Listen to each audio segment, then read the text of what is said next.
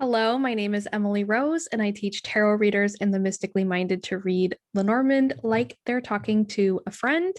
And today we are here to learn everything you need to know about the woman and man card in Lenormand. Let's go ahead and get started. Now, in a traditional 36 card petite Lenormand deck, you're typically going to have a man and a woman card. That is what you're going to have in that deck. That being said, many decks nowadays come with additional people cards. For instance, the Rana Lenormand, which I was just picturing here, has 4 people cards. And this is very helpful, especially when it comes to charging cards. When it comes to the woman and the man card in Lenormand, they really are blank slates. They can simply represent stand-ins for a particular woman or man in any given situation. And it can be a little confusing when reading these cards when they just kind of pop up in your reading, because you might wonder, okay, is the woman card representing me? Is this representing another person? Who is this? And for that reason, I like to assign particular meaning to each person card in the deck, and that will alleviate any confusion. And this is called charging. So for instance, in the Rana deck, since we have 4 people cards, I tend to charge this woman card to represent myself when I'm reading for myself, or if I'm reading for another querent, then I will charge that to be them if they identify as female. You do not need to charge people cards if you don't want to. You can leave them open and just see what comes up in your reading, but I do recommend charging a specific card to represent you or the querent at minimum, because this will definitely help with any confusion. In terms of reading the man and woman cards, the main thing you want to look at is, are they modifying something, or are they the one being modified? Typically, if you are in a spread of more than 3, they will be doing both, right? If you are reading it just straight across in a chaining method. So how do you read the man and woman card if they are kind of the subject versus when they are modifying?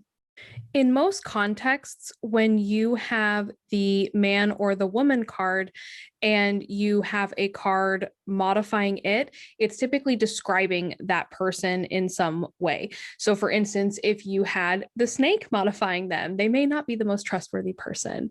If you have the sun modifying them, they could be a very positive person, right? So typically it's describing the person when there's another card modifying a person card, such as the man or the woman.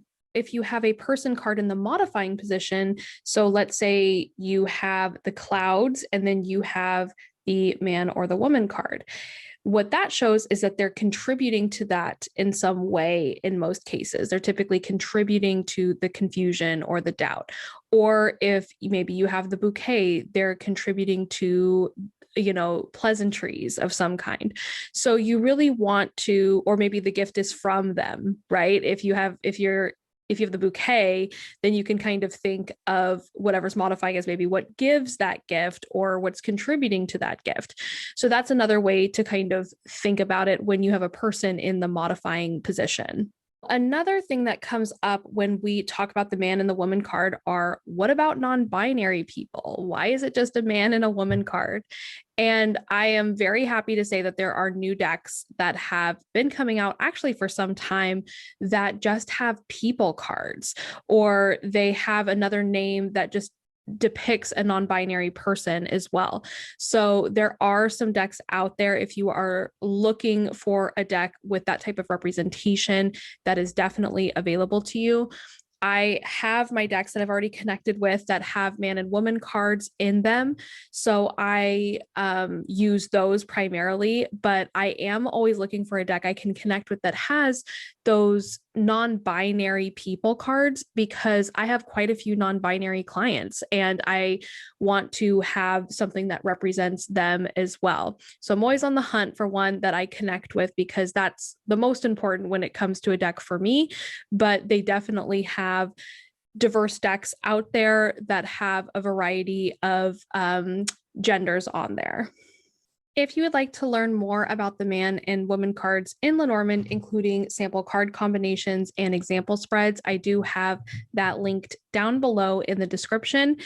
In addition, I have a free 3-lesson mini course, which also includes some journal pages and workbook, which you can find at emilyrosedivination.com/mini course.